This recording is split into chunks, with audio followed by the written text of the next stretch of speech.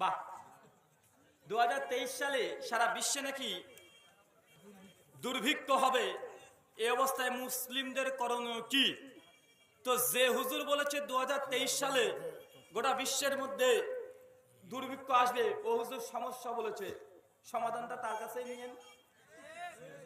তুই সমস্যা দেখাবা, সমাধান দেবে না, তাই হয়?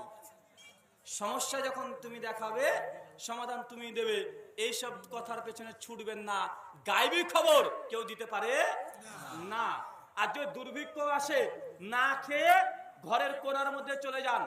আল্লাহর নবী বলেছে, সহিহ বুখারী 6668 নম্বর হাদিস, হুযায়ফা বিন ইয়ামান রাদিয়াল্লাহু তাআলা আনহু তিনি হাদিস বর্ণনা করছে। আল্লাহ রাসূল বলছেন, আল্লাহ রাসূল, আমরা এখন ভালো অবস্থায় আছি, এর চেয়ে খারাপ ধোঁয়াশা অবস্থায় কি থাকতে পারবো বা আমাদের জীবনে আসবে? আল্লাহ রাসূল বলছে, জি হ্যাঁ আসবে। বারবার কথা বলতে বলতে আল্লাহ নবী কে বলছেন, শেষে আল্লাহ নবী বলছেন, যদি এই মতো অবস্থায় আসে তুমি জঙ্গলে চলে যাও, গাছের শিকড়